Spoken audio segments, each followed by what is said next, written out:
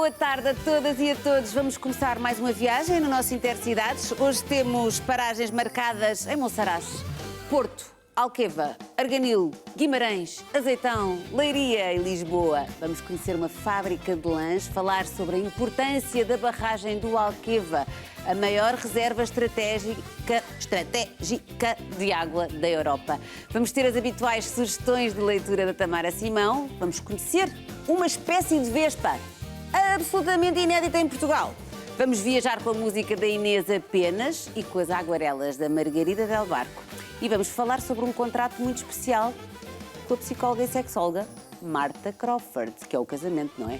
Esse contrato. Vai ser incrível esta viagem, por isso, acompanhe-nos. Vamos lá.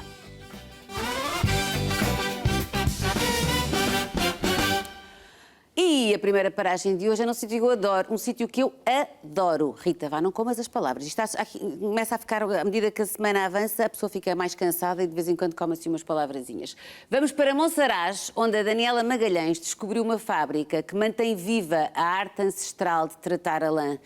E que lindas peças se fazem em Monsaraz. Daniela, fala-nos desta fábrica de lanifícios que se dedica à produção artesanal de peças de lã.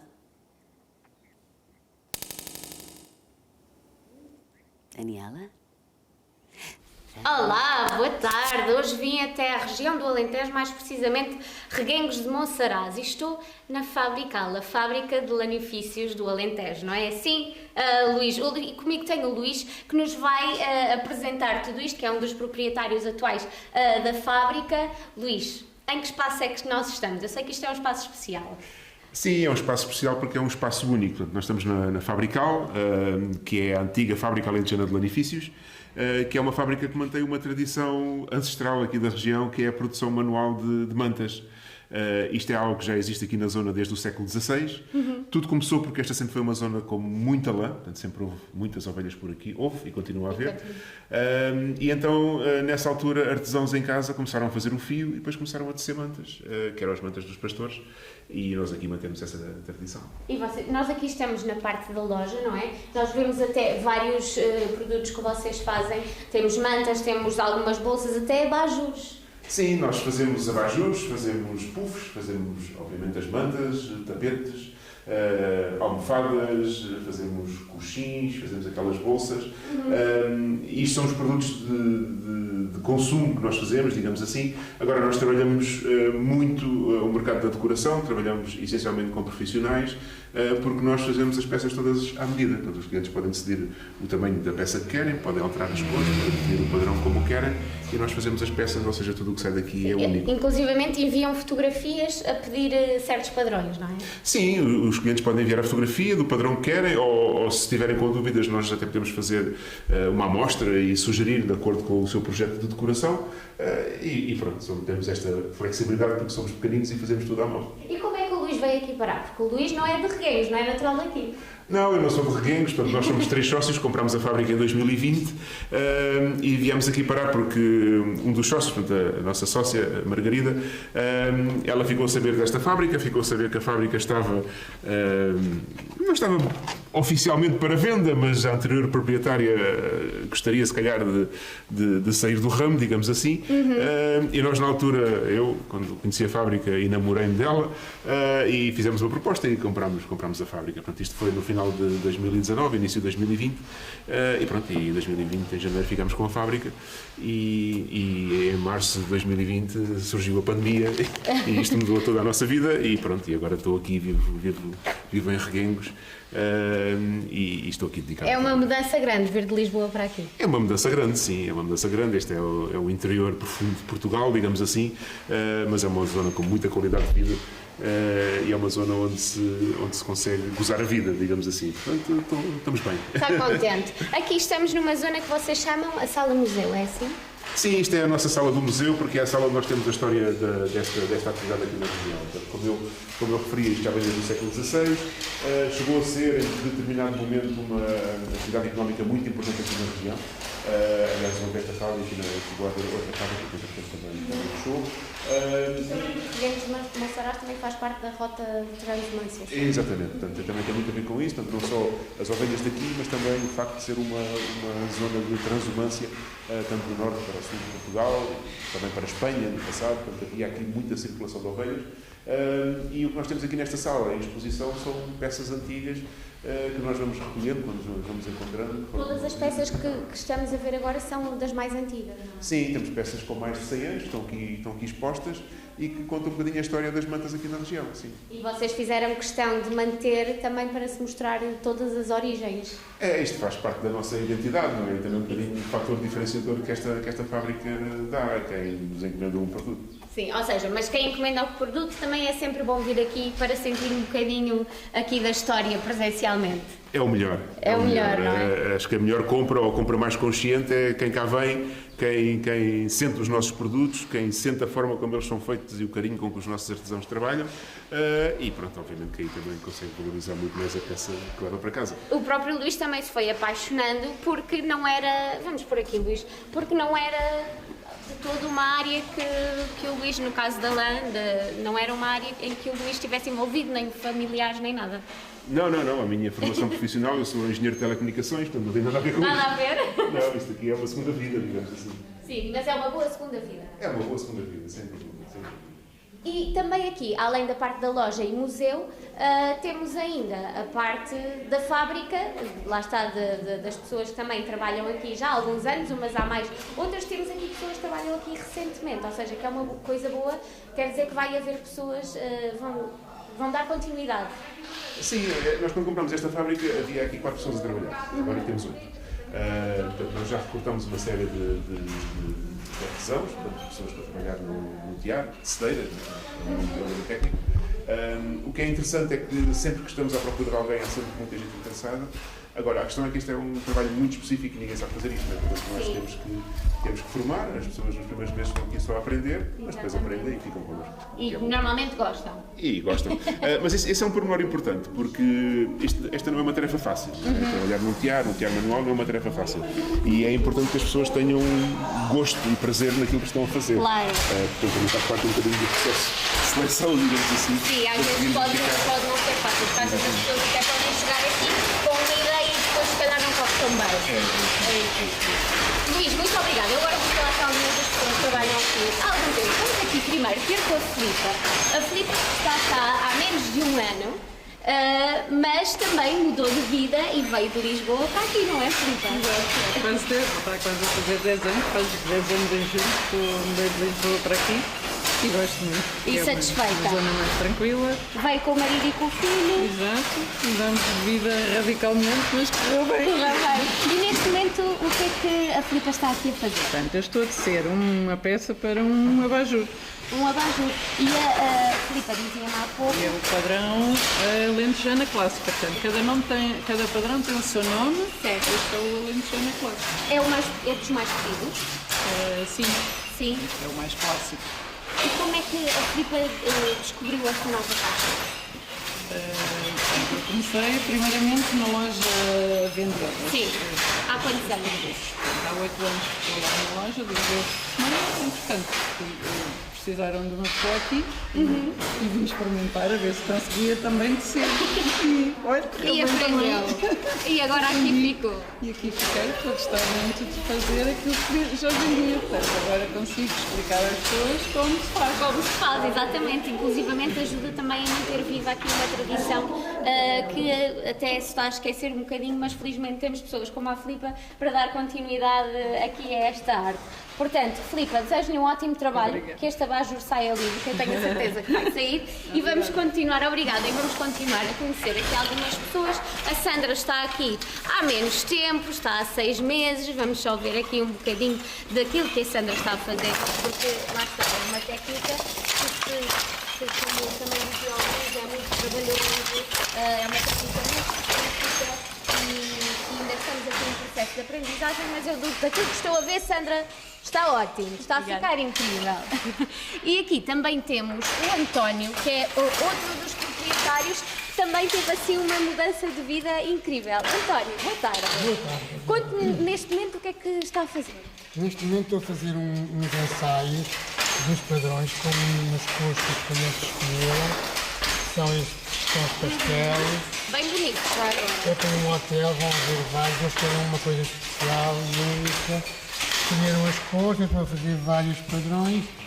Depois o cliente vai escolher, não sei se vai sair algum destes, isto é um ponto de partida para chegarmos até ao definitivo. Claro. Mas o processo criativo é assim mesmo, não. Eu ouvi dizer que o António é aqui um dos criativos da fábrica. Somos todos. Sim.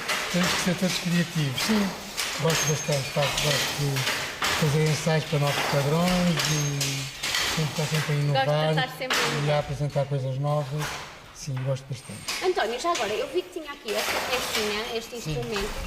Que nome é que se dá e para que é que serve? Isto é o tempero, que é o tempero, Tempero. Oi? que é uma peça que nós colocamos no que estamos a tecer e é isto que nos garante que a peça chega ao fim com a mesma largura do princípio ao fim, porque tem a largura do pente que se está a utilizar e vamos sempre, à medida que nós vamos trabalhando, a peça vai chegando ali, depois temos que a puxar para Ou baixo seja, onde ela é acaba bola, por ficar sempre à medida que está também no pente. e esta é a medida. Neste caso, esta é a medida. Exatamente. Exato. Já agora, António, porque o António não começou nesta arte, começou noutra arte, que é muito engraçado. O António era maquilhador. Fui maquilhador, 30 anos. Acho que nunca se deixa de ser, porque a arte também continua nas mãos, não é? É. Sim. Mas mudou aqui muito de vida. Bastante. Sim. Bastante. Tinha um ritmo de vida completamente diferente, não tinha horários, Sim. achava que era freelancer. Portanto, Pois em televisão nós sabemos disso. sim, fazia basicamente publicidade, eram anúncios. Durante a semana podia fazer 2 dias durante o dia, depois 2 dias à noite. Eu podia trabalhar 15 dias seguidos e estar uma semana sem fazer nada. Exato. Essa era uma parte boa, mas por outro lado também não se tem rotinas. Sim, Não se aqui consegue ganhou ter- rotinas. Aqui vou almoçar, vivo aqui, é um meio pequeno, vou almoçar a casa, tenho uma vida, começo e acabo a uma hora certa, consigo programar a minha vida de uma maneira diferente também. Depois, a partir de uma certa idade, isso é uma grande vantagem. Se eu tivesse 20 anos, não teria esta vida. Por isso é que aos 20 anos não estava aqui e agora faz todo o sentido. Mas eu sou daqui, eu nasci Exato, aqui. o António é daqui, foi para Lisboa, mas regressou aqui às raízes. Foi isso. António, muito obrigada. Continuação também de bom Muito trabalho. obrigado, igualmente. Obrigada. E agora vou conhecer, eu acho que é a pessoa mais antiga aqui da casa, a Carmen. Ela está agora aqui em trabalhos, não quero. Posso passar, Carmen? Não quero destruir aqui nada. Ai meu Deus. O que é isto aqui? São as lançadeiras São as lançadeiras que têm com aqui que nós a lã. trabalhamos. Exato. Eu ia deitando isto tudo ao chão. Ora aí, Não sei quantas se vezes elas caem? Olha, eu vou aqui para este lado, para dizer que é mais fácil. Carmen, há quantos anos é que trabalha? À volta de 30. À volta de 30 Acho eu, anos. já não os conto. Mais ou Ainda menos. menos não é? coisa. E a Carmen é natural daqui de Reguengos de Monsanto? Sou de Reguengos, sim. Sim. E quem é que lhe ensinou a tecer? Eu comecei a vir para a fábrica muito jovem, não para tecer, para fazer as canelas, que é encher estas... Aquilo que eu Estas ia canelas. destruindo há bocado, não é? não, você ia destruindo eram as lançadeiras, as canelas é estas partes. o que está estas lá bobinas, dentro, o que as está lá bobinas. dentro. Estava-me a faltar ou não. Encher estas bobinas e desenliar trapo, porque se faziam tapetes de trapo. Depois fui ficando, depois tirei o curso de selagem no Instituto de Formação, que antigamente davam cursos de tecelagem, de olaria e dessas coisas assim. Agora isso já não acontece. Aqui não, em Reguengos não. Tirei o curso, depois voltei novamente, tive um ano fora, voltei novamente e cá estou. E cá está. E está a gostar de estar de volta? Estou. Sim. Isto é uma arte que se aprende para a vida toda. Isto é uma arte que se aprende para a vida toda. E é uma arte que, quando se gosta, é uma beleza. Quando não se gosta, não, é diferente. não nos entendemos com os pedais, com os quadros, com isto tudo. Mas a Carmen gosta que faz isto há mais ou menos 30 anos. E Carmen, alguém da família já fazia? Ninguém. Ninguém. Sou a única da família a fazer isto. É a pioneira da família. Poderemos dizer que sim. É, não é? E neste momento, o que é que está a fazer aqui? Estou a fazer um tapete de encomenda, um tapete de nome lido, branco e preto. O Lido é o nome do... É o nome do tapete, sim. Do padrão. Do tapete, Ok. sim. E que tamanho é que vai ter este tapete? 1,20 m de lado por 1,80 m de comprimento. E uma coisa destas demora, em média, obviamente, quanto tempo a fazer? 1 dia e meio, 2 dias, conforme. Até mas achava que Há ia uns que dizer... demoram muito mais quando levam muitas cores, que é o caso aí dessas Sim. amostras, muitas cores, muitos desenhos. Destas aqui. Sim, tudo quanto é mais elaborado em desenho leva mais tempo. Quando é mais liso, leva menos tempo. Menos tempo. Às vezes uma peça do mesmo tamanho depende do desenho que tem para o tempo que se leva a fazer. Exatamente. E a Carmen gosta mais de fazer as mais trabalhosas ou as menos? Eu gosto de fazer desenhos. Sim. Gosta também de criar. Gosto de fazer desenho, porque isso é que nós vamos vendo a manta e o desenho a crescer. O liso é sempre a mesma coisa, é para trás para a frente, para trás para a frente e está feito. Como é que é o procedimento? Podemos ver um bocadinho? Podemos. Mais ou Eu menos. posso aqui demonstrar que se for liso, eu vou-lhes mostrar que sem a lança, tem aqui a lança, só para ver como faz o liso. É isto tudo tem desenrolado. A lançadeira caiu-me, lá está, São caiu. coisas que acontecem no trabalho. isto Muita vez, complica. muita vez. Se for trabalharmos em liso, começamos com os pés de fora, vem para aqui e vamos fazendo este seguimento assim. Sempre assim. Aquilo vai distribuindo o fio, é E isso? a lançadeira, nós pomos as canelas, estas bobinas que nós chamamos de canelas nas lançadeiras, e a lançadeira vai e volta e vai preenchendo e vai fazendo crescer a manta. E é com os pés que dá o movimento. Os pés é que nos dizem o padrão que nós vamos fazer. Conforme eu mudar os pés, assim é o desenho que eu faço ao liso. Então, por exemplo, se estivesse agora a fazer um bocadinho Se eu de padrão, agora qual é que estivesse a era o fazer movimento? padrão, que é o caso desta manta, que é só estes pauzinhos, eu fazia. Vou pôr uma canela já inteira, que aquela não vale a pena. A outra já caiu. A outra já- Complicações e os trabalhos Ela só artesanais já com um é... bocadinho, claro. Se estivermos a fazer desenho, temos de trabalhar sempre com 2 lançadeiras ao mesmo tempo. Começamos com a cor mais clara à frente. Passamos para Ganha cá. velocidade. Ganha. E depois passamos, no caso, a preta atrás. Depois voltamos a mudar os pés. É que neste caso tem a preta, no caso tem apenas quadradinhos, não é? Por isso Sim, é que- porque esta manta é só com quadradinhos e com pauzinhos na mesma. Iguais estes, mas compridos. Sim. Agora o caso deste tapete que acabam assim com os pauzinhos. E é sempre assim.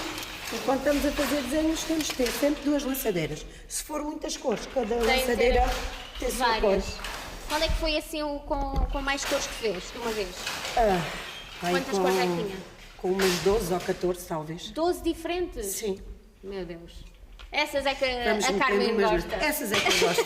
Carmen, muito obrigada. Nada, Um obrigada. resto de bom trabalho. Obrigada. E portanto, já sabem, aqui na Fabrical, se quiserem fazer peças por medida, conseguem também ver tudo nas redes sociais, fazer as vossas encomendas ou até vir aqui e quem sabe dar 2 dedinhos de conversa aqui à Também- Carmen. também se arranja. Também se arranja, que eu acho que a Carmen vos vai receber muito bem. A Carmen e de resto toda a equipa que vemos aqui e eles que vão mantendo esta tradição viva, que é o mais importante. Muito obrigada, Nada. Carmen. Já sabem, visitem a Fabrical. Muito boa sugestão, Dani. Um beijinho para as duas. E está na hora de conhecermos agora os destaques do site do Conta Lá, a nossa ligação habitual à nossa redação, onde está a jornalista Joana Amarante, hoje do Porto. Joana, o que é que destacas hoje? Conta lá.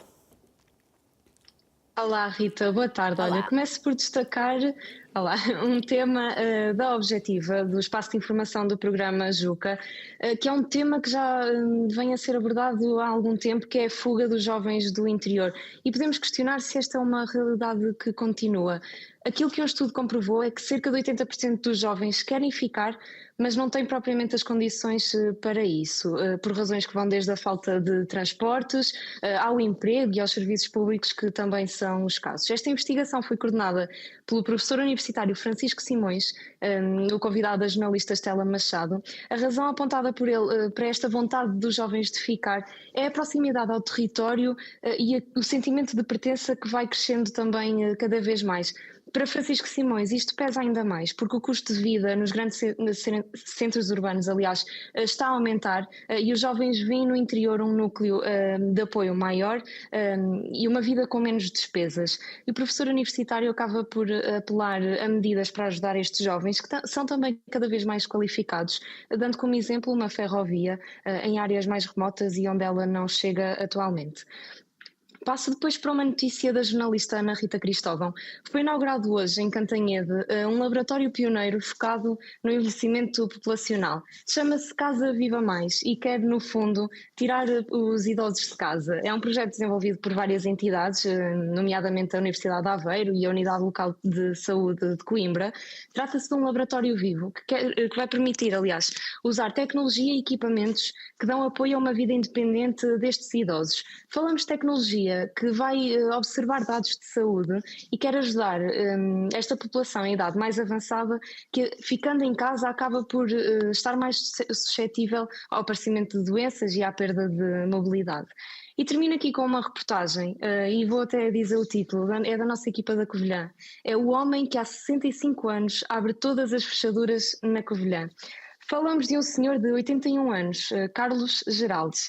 Ele é capaz de abrir uma porta de uma casa, de um carro ou até de um cofre sem danificar. É no fundo o salvador daquelas pessoas que se esquecem das chaves e por acidente acabam por ficar fechadas. Ele chega até a ser chamado pelos bombeiros ou por outras entidades para dar uma ajuda a abrir seja o carro, seja a porta da casa que ficou trancada. Mas o trabalho de Carlos não passa só por abrir fechaduras e ele próprio diz que é um trabalho, é uma tarefa de confiança. Ele, quando não conhece as pessoas, tenta perceber se será mesmo o legítimo proprietário ou inquilino daquilo que está a tentar abrir. É uma figura emblemática do município da Covilhã. É daquelas histórias que nós adoramos dar a conhecer no Conta Lá. Deixo essa sugestão para verem no nosso site, acompanhar toda a atualidade e ver também um bocadinho da nossa Nacional 2 que continuamos a percorrer. Obrigada, Joana. Um beijinho para ti. Até amanhã. Obrigada. Obrigada. Até amanhã. Ora bem, a próxima paragem é na barragem do Alqueva, a maior reserva estratégica de água da Europa. Para nos falar do projeto Água que Une, temos connosco um amigo e um especialista em agricultura e território aqui do Conta Lá, o João Pereira. Vamos lá com ele.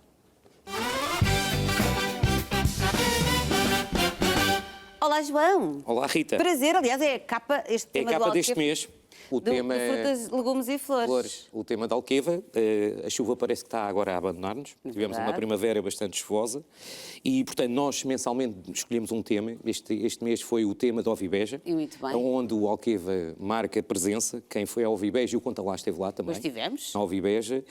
Vê cá ali um novo mar, um mar verde, em que foi substituído as culturas que existiam tradicionais, antes da água, no sequeiro, por este grande projeto chamado Alqueva, incrível. que de facto João, veio e dar... se calhar vamos começar por aí, porque há muita gente mais nova que nos acompanha e que não sabe a batalha que foi, a luta que foi para se conseguir construir a barragem do Alqueva. E a história é uma história cheia de episódios, de avanços e recuos, de algumas graças também. E eu vou contar contigo para a contar. Vamos lá. Vamos lá a essa. Portanto, o Alqueva às vezes é um bocadinho o resumo do nosso país, às vezes a nossa capacidade em decisão a nível estrutural, não é? E planificação, não planeamento. Portanto, eu tirei agronomia, portanto, e já aprendi na escola, já foram uns anos valentes, que a barragem de Alqueva fazia parte do plano de rega do Alentejo de 1957. Isto já vinha dos anos 50. Portanto, vinha de 1957. Portanto, basta ir ali ao Dr. Google, não é? E nós vamos ver um conjunto de documentos, na altura, o Ministério da Agricultura e da Hidráulica. Portanto, isto tinha um bocadinho a ver, a gente lembra sempre das obras aqui de Santa Engrácia, não é? Que nunca mais demoraram para aí 100 anos a fazer, ali no Panteão Nacional. E o Alqueva, de facto, fez parte deste plano. E isto é também, e vamos depois falar do Água que Une, que é um novo Alqueva, certo. Ou melhor, quase 2 Alquevas.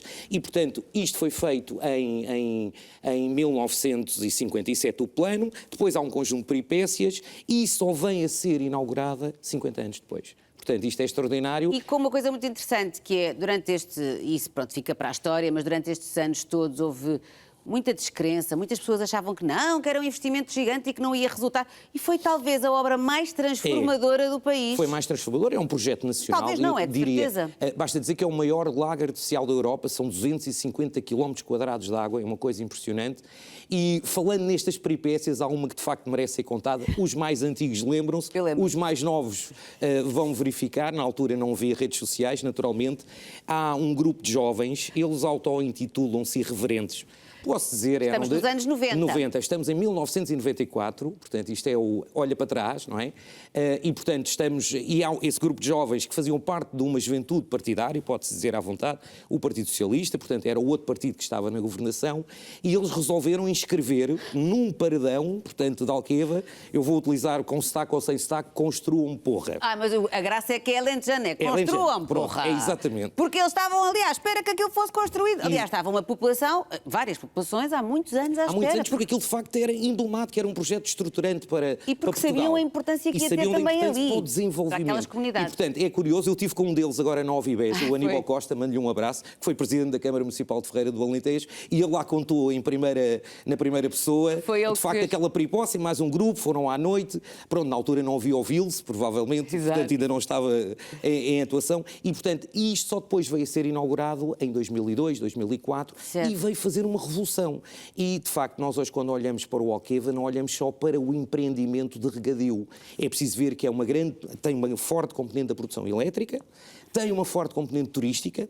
Hoje, quem vai a Monsaraz passou a ter uma praia fluvial. Agora lá estivemos. E quando nós olhávamos lá do castelo e da vila, que é uma vila espetacular, víamos só as searas e víamos a paisagem tradicional alentejana. Hoje temos uma praia fluvial, o que também serve para dinamizar. Sim, mas para a agricultura os benefícios foram... Sim. E, Rita, tomando e olhando aqui para este líquido precioso, está cá, que é a água. A agricultura é o maior consumidor.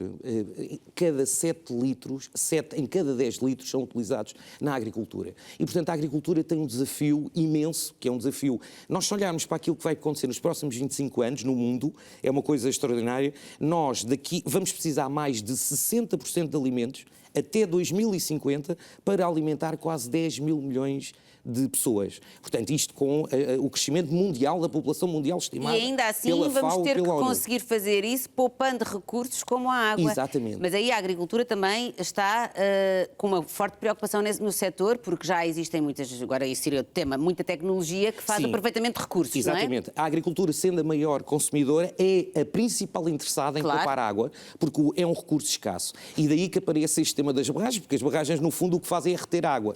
Nós olhamos, se calhar, para os 5-6 anos com umas secas consecutivas e neste momento o que choveu este ano dava para encher 2-3 vezes barragens, porque de facto tivemos um fenómeno também, que é isto que nós estamos a caminhar para fenómenos cada vez mais severos e que na realidade tanto vão para uma seca como podem ir para uma cheia. Olha, João, passando porque interessa-nos também falar da água Kiun, passando para agora para o presente, nós o ano passado tivemos os dois juntos na Feira Nacional da Agricultura, este ano estaremos com certeza outra vez por lá, está quase, não é? Em junho, e já na altura o Ministro da Agricultura falava da água Kiun. A água Kiun é um projeto importantíssimo. Queres explicar só? Tens que ser assim... Sim, mais sintético.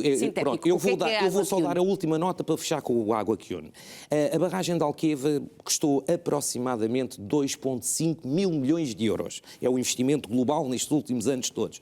E tem de receitas estimadas, isto são dados publicados por uma consultora internacional, portanto, teoricamente isenta, e claro que é isenta, e teve como receitas 3 mil milhões de euros. E as receitas aqui, nas mais diversas, impostos, taxas, o que for. Quer dizer que isto é um bom negócio para o Estado. Portanto, investiu 2,5 mil milhões e teve receitas 3 mil milhões. Não, e até agora. Até agora. Isto vai sempre crescendo. E no Água Kiun, é exatamente aquilo que está planeado, é até 2030 fazer um investimento de 5 mil milhões de euros, que são 2 Alquevas. Custou o Alqueva todo o empreendimento. Mas o que é a Água Kiun? A Água Kiun é um programa diverso que tem várias componentes, poupança de água, digitalização, mas tem uma coisa muito importante, construção de novas barragens. Rita, não esquecer que nós temos os nossos principais rios são internacionais. As barragens estão no Douro, estão no Tejo, estão no Guadiana. E, portanto, há barragens planificadas e também para rios portugueses que nascem e que aí nós não temos que dar cavaco a ninguém, passa a expressão, e também a reabilitação de perímetros de rega. Eu vou dar o exemplo de Idenha Nova. Idenha Nova tem um perímetro de rega de 7 mil hectares, para termos a real dimensão, o Alqueva são 130 mil hectares, o perímetro de rega de Idenha Nova é de 1946, ainda é mais antigo, foi um dos primeiros em Portugal e ainda hoje rega por gravidade e não sob pressão, o que tem estimado 40% de perdas de água. Portanto, é água que desaparece por evaporação, porque as condutas estão rotas e, portanto, o Água que Une, que é um plano. Acho que o nome é excelente, porque nos une a todos nós, porque isto não é só um projeto do governo que está, é um projeto do país, tem que haver um compromisso pelo país. Foi um projeto que passou por várias gerações. Exato, foi pensado e, pelo que eu sei, saiu do papel pelo António Guterres, mas depois foi o Durão Barroso que inaugurou. E é assim que tem de ser, porque as obras que são estruturais passam por vários... Isto não tem a ver com políticas nem com ideologias, tem a ver com necessidades que o país tem. E, portanto, o Água tem esta grande ambição. E o trazer hoje aqui este tema é, de facto, para que nós estejamos sempre atentos e acompanhar isto. A reabilitação dos perímetros antigos, muitas vezes pensamos só barragens novas é que resolvem. Há barragens que podem ser alteadas para a produção de eletricidade, há barragens que podem ser substituídas o sistema de gravidade por sistema de pressão, que dá muita poupança aos agricultores, e aqui eu queria dizer isto sobre os agricultores. Os agricultores hoje, aquilo é quase uma fábrica, a gestão da água. Porquê? Porque eles têm condutas, têm sensores, que regam em função da necessidade da cultura. Portanto, nós demos um salto gigantesco. Portanto, a poupança da água, e isto é que vai fazer com que nós consigamos ser mais produtivos, reduzir e adaptarmos às nossas alterações climáticas, só com este bem essencial que é a água. É fundamental. Mas olha, João, eu estava a dizer, tivemos os dois juntos na FNA há um ano. Vimos o Ministro da Agricultura, na altura até o entrevistei, foi muito simpático, e ficámos todos com a expectativa que a Água que Une saísse do papel. Já saiu? Teoricamente, isto é uma boa pergunta, se calhar... Tinha que ser feito ao Ministro. Não, agora vamos para a FNA, vamos para a Feira Nacional da Agricultura, agora em junho, não é? Portanto, será um bom tema para fazer um balanço com o Sr. Ministro. Acho que é já uma boa pergunta e fica já a pergunta feita. Os dados que apontam, e nós publicamos isto na revista, que estão destes 5 mil milhões de euros, estão 1.000 milhões em execução. Penso que isto já é um número que é bastante volume, mas há aqui também um dado novo. Criou-se uma nova empresa, portanto o país tem sempre muitas empresas e há sempre projetos, agora é uma empresa chamada Aqua, que vai gerir, teoricamente, este programa do Água que Une. Centralizar as decisões é bom, ter uma cabeça de comando. E a pessoa que é já a público, é o engenheiro Macário Correia, um agrónomo, conhecedor, profundo conhecedor, um algarvio, presidente da Associação de Regantes do Algarve, portanto, ele sabe o que é agricultor e, portanto, também há sempre aqui uma esperança que são estas pessoas que estão no terreno que possam trazer para estes planos aquilo que é necessário fazer e que é executá-los. Vamos lá então ter esperança, não é, João? É isso. É para tudo. Para tudo. A palavra serve para tudo. Obrigada, João, foi um gosto enorme. Obrigado, é sempre bom Rita. aprender contigo. Muito obrigada. Agora vamos aprender também com a maravilhosa miúda de Arganil, a nossa Tamara Simão, que já está à nossa espera para as habituais sugestões de leitura. Como é que estás, super incrível Tamara? Olá, Rita. Tudo bem? Estás boa? Sim, estou um bocadinho cansada, mas estou bem. Olha, já vão duas. Aí vão duas. Pois. Conta-me lá, então, o que é que nos vais sugerir hoje? Sim, o tema desta semana foi, na verdade, sugerido por um elemento da vossa produção, a Cláudia, porque eu estava sem ideias. Foi? Tu sem ideias, miúda? É verdade. Como é que é possível? Mas, na verdade, ela sugeriu-me um tema muito interessante e que faz todo o sentido agora em maio, pela tradição religiosa que nós associamos a maio, que foi a religião e a fé. E, na verdade, a fé, de uma maneira geral, é uma das grandes questões humanas. Certo. Quer seja para pessoas religiosas ou não religiosas. A espiritualidade, digamos assim. Isso, exatamente. E, sendo uma das grandes questões humanas, já sabemos que a literatura terá todo um historial em tentar responder no que acreditar, como acreditar e o que é que nos sustenta, de certa forma, durante a vida, quando tudo nos parece falhar. Só que, para mim, foi um verdadeiro desafio porque eu queria encontrar algo que fosse profundamente religioso aqui nas minhas estantes e foi um bocadinho difícil. Então eu peguei precisamente no tema da fé e da espiritualidade, de uma maneira geral, quase que como um meio de transformação, de revelação, de despertar. Vamos ver se eu consegui. Vamos lá ver. Eu acho que conseguiste. Então, A minha primeira recomendação é o livro Um Amor Incondicional. E este livro é, de todos os que eu vos trago hoje, o mais religioso, é até considerado pura ficção cristã. E é um romance profundamente inspirado numa história bíblica, mas transportado para um contexto diferente, no caso, o oeste norte-americano do século XIX. Nós vamos conhecer a nossa protagonista, que é uma jovem rapariga de nome Angel, ou alcunha Angel, que já foi profundamente traumatizada pela vida, já sofreu várias perdas, abandonos, violência, e a única coisa que ela conhece da vida, ou ela sobrevive de certa forma a vender o seu corpo.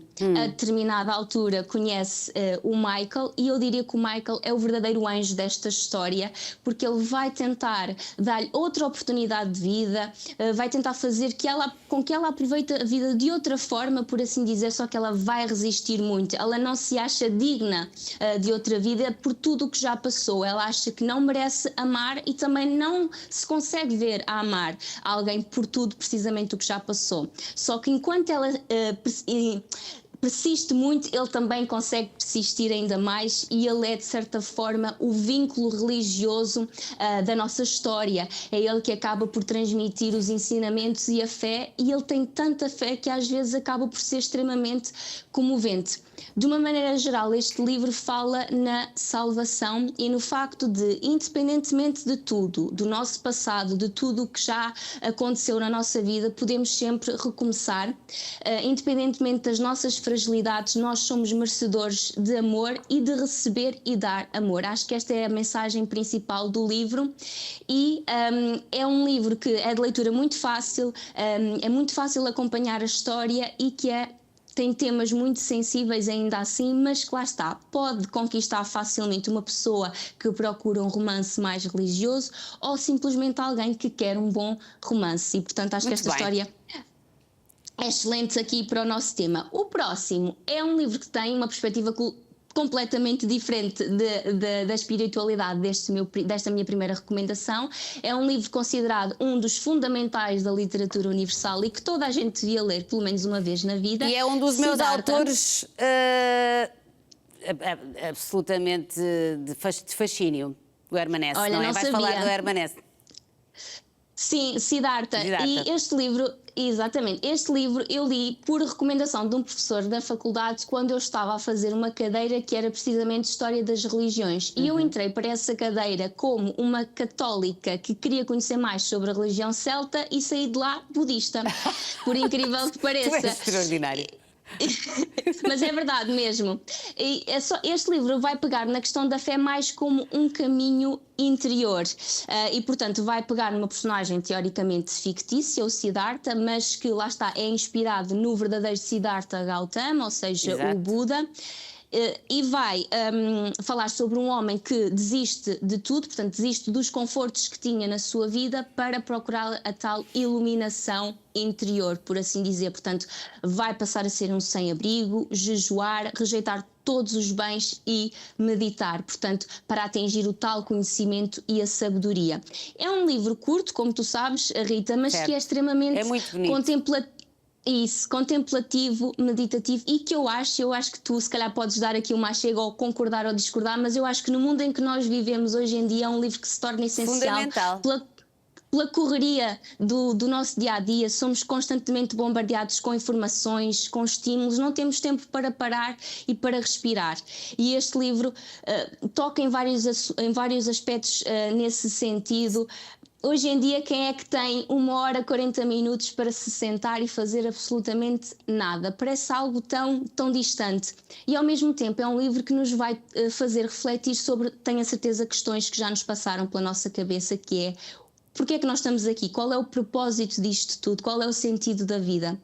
E agora, dizer apenas que, independentemente das nossas crenças, e eu que cresci católica e que fiz todo o meu percurso, sempre me senti muito bem com os ensinamentos budistas, por ser uma religião, como tu disseste também, muito bonita, assim como este livro, e que acolhe todas as religiões e não rejeita nenhuma figura, nomeadamente não rejeita Jesus Cristo. E, portanto, qualquer pessoa, seja crente ou não, pode fazer perfeitamente esta leitura e conhecer esta religião tão bonita que é o budismo. E por fim, um clássico extraordinário, também muitas vezes mencionado durante o meu percurso académico, por ser realmente um dos livros ainda favoritos de muita gente e que continua a conquistar muita gente, O Nome da Rosa. Ah, e que mais maravilha, uma vez, Humberto Eco. Sim, mais uma vez uma perspectiva completamente diferente da religião, que aborda a religião de uma maneira muito diferente dos outros dois livros que eu vos trouxe hoje. É um romance policial medieval, é verdade. E onde Humberto Eco vai então tocar na fé, no conhecimento e no poder, de uma forma que tem como pano de fundo um período histórico onde a Igreja era a verdadeira detentora não só de poder, mas de certa forma de toda a sabedoria, o poder da palavra do livro estava sobre as mãos da Igreja, numa altura em que várias ideias também eram consideradas perigosas. E aquilo que Humberto Eco faz precisamente com as suas personagens é ter algumas reflexões e discussões precisamente sobre a fé, desde reflexões sobre a heresia, votos de pobreza ou até interpretações aos evangelhos, e é neste sentido que poderá aqui tocar mais na parte da religião, só que agora não podemos esquecer é que paralelamente a tudo isto nós temos aqui um policial, ou seja, a história toca no facto de existirem várias mortes a ocorrer numa abadia, e temos então o Guilherme, o seu adjunto, a tentar investigar em que sentido é que elas ocorreram e porquê, e quem é o seu assassino. Estás-me a dar imensa vontade de reler O Nome da Rosa, Tamara. Eu também tenho que reler, porque eu já li há algum tempo, Rita, há muita coisa que eu não me lembro. É um daqueles livros que eu tenho mesmo que reler e, aliás, queria até dizer apenas para terminar que não me lembro de muita coisa, mas uma das coisas que eu mais me lembro é que tem tantas passagens em latim e que, portanto, pode ser uma leitura um bocadinho mais trabalhosa, mas que eu tenho a certeza absoluta que vale muito a pena e vai compensar o leitor no final, eu tenho a certeza.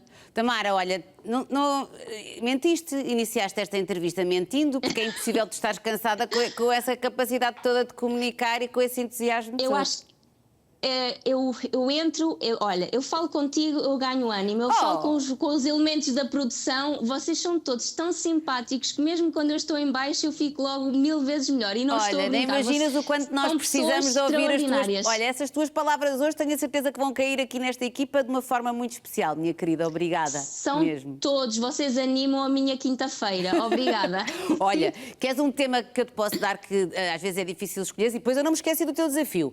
Eu vou-te depois também partilhar contigo alguns dos meus livros preferidos, tu vais fazer a tua leitura se achares bem e depois também comentas. Mas um tema que eu gostava muito também de te ver tratar aqui na literatura com as tuas sugestões, animais. Ok. Olha que é um bom desafio, desde o Torga... Bem, só estou a dar aqui umas ideias, mas tens tanta coisa boa por onde pegar, livros que falam de animais e acho que... olha, sabes que é uma forma que eu consigo muitas vezes conquistar os jovens para a leitura, aqueles que não têm ainda grande apetência, mas que gostam muito de animais, é com histórias, olha, O Cão Como Nós, do Manel Alegre, só estou a dar assim umas dicas, os bichos, claro, obviamente, do Miguel Torga. Há coisas muito bonitas para escritas para explorar, não é? É, para explorar. Parece-me um bom tema. Mas fica só aqui a sugestão. Obrigada, minha querida, olha, tenta descansar. Obrigada eu. Tu tens que descansar também, ok? Não pode ser só ler e dar aulas, descansar. Sim. Não fazer nada. Obrigada. Não fazer nada. Vá. Vamos lá. Meditar.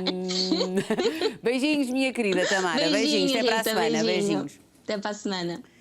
Miúda incrível. É só miúdas incríveis neste programa. Bom, vamos fazer agora um curto intervalo no Intercidades, mas voltamos com tanta coisa boa, que eu sei que vai voltar connosco. Até já.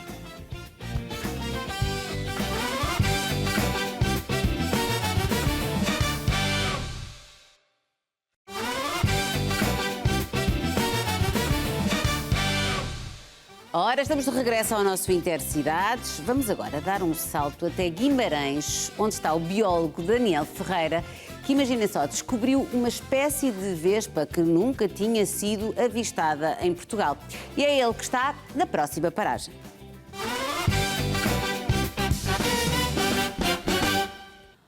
Olá, Daniel.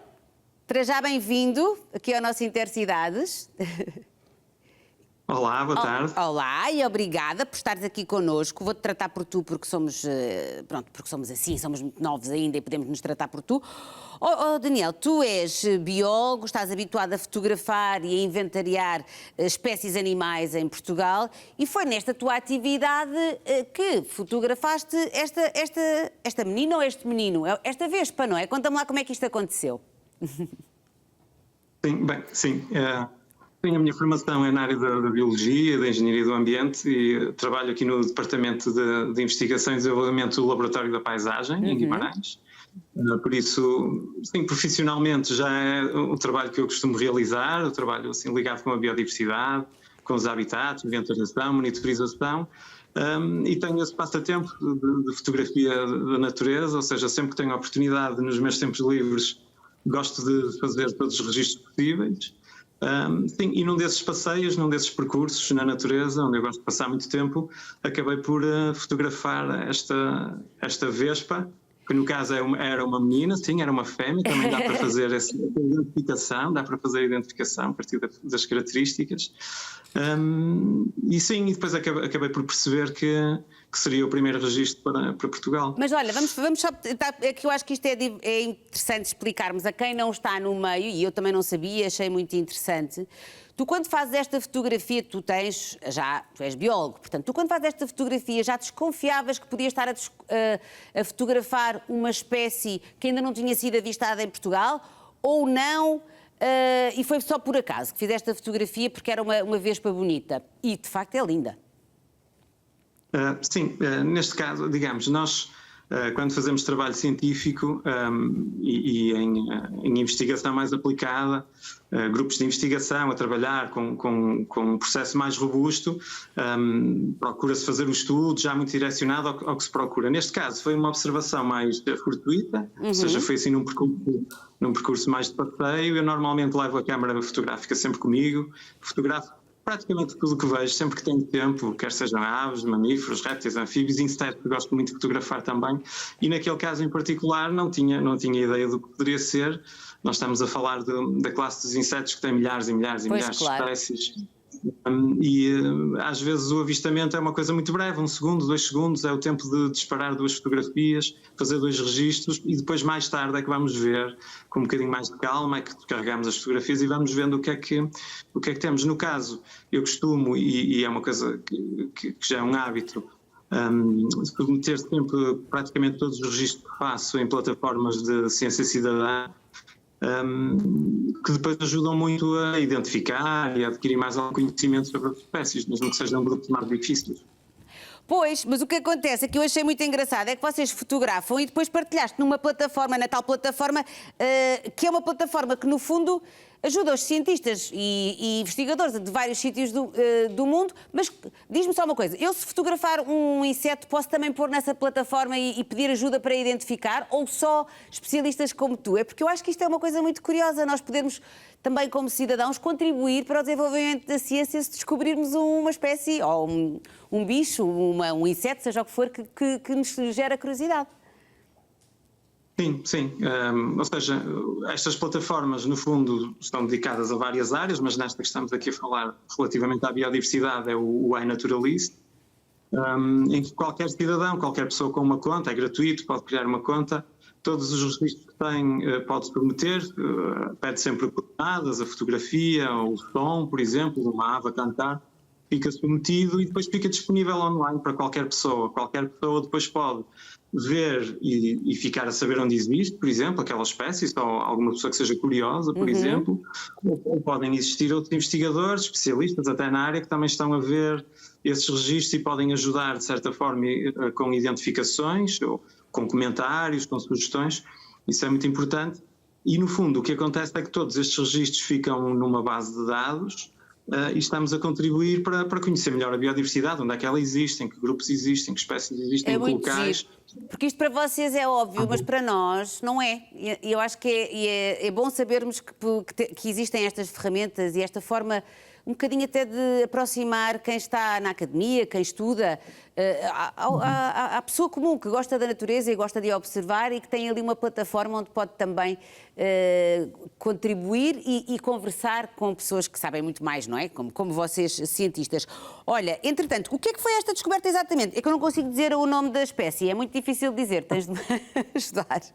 Bem, Eu também não vou arriscar aqui Então assim a dizer o nome das... Eu vou tentar dizer, mas é estamos a falar. Hexafangios Santos. Santinho. É, exatamente, algo como isso. Ou seja, é um primeiro registro ainda para Portugal, ou seja, ainda não existe um nome, um nome comum em português. Certo. Por isso estamos a falar sempre do nome científico, que é em latim, Claro. isso é muito comum. Aliás, em muitas espécies que já temos registro, dentro da classe dos insetos, existem muitas espécies que não têm ainda um nome comum em português, e temos sempre que ir ao latim, que é um bocadinho mais difícil de pronunciar, não é? Pois é. Olha, entretanto, esta tua descoberta foi depois, isto depois tem todo um processo, isto depois foi confirmado num artigo científico, não é? Isto tem um processo, é isso?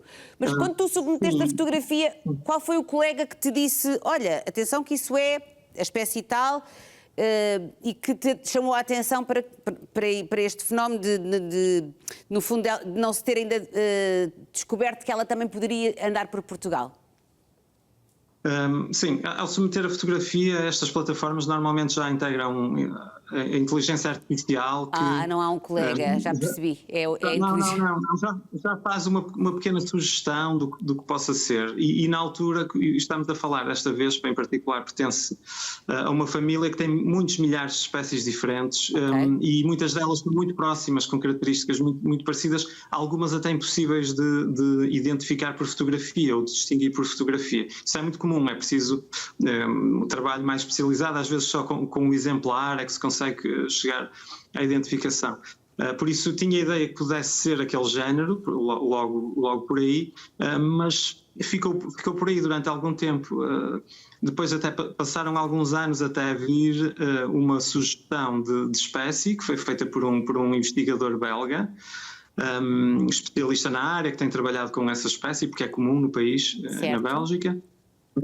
E sugeriu, e depois tivemos ali alguma conversa, alguma troca de mensagens para perceber se a identificação poderia ser feita por fotografia, porque isso é muito importante, temos que ter mesmo confirmação da identificação e às vezes por fotografia é difícil. Chegámos à conclusão que seria a mesma espécie e como a plataforma também tenha um mapa com a distribuição da espécie, permite logo perceber, pelo menos nessa plataforma, que não existia nenhum registro. Muito bem. E nessa altura, ficaste orgulhoso da tua descoberta? Ficaste contente? Sim, abre sempre logo aquele horizonte da possibilidade de estar aqui a contribuir com uma coisa nova, claro. com uma descoberta. E para quem gosta de biodiversidade e desta questão da fotografia de natureza, que é um bocadinho quase o colecionismo, não é? Claro. Encontrarmos uma coisa nova, alguma coisa que nos falta. Fiquei logo com algum interesse e depois, claro, é importante a partir desse registro confirmar e validar a atribuição, se era de facto o primeiro registro, e a partir daí tornar o registro mais oficial. Isso normalmente é a partir de uma publicação, uma nota, numa revista científica que faça esse registro e que depois coloque esse registro nas bases de dados, ou seja, indexado a base de dados para toda a gente poder ter esse conhecimento. Sim. Exatamente. E é assim que se pula e avança na ciência e na investigação. Daniel, muito obrigada. Foi ótima esta aula para nós. Eu gosto muito de saber, adoro as temáticas relacionadas com a natureza e com a biologia e é sempre bom aprendermos com quem sabe. Muito obrigada, Daniel. Um beijinho e obrigada. Obrigada. Um beijinho, até à próxima. E de Guimarães vamos viajar até Azeitão para conhecer a Margarida Del Barco, uma artista que começou a pintar aguarelas durante a pandemia. Ora veja.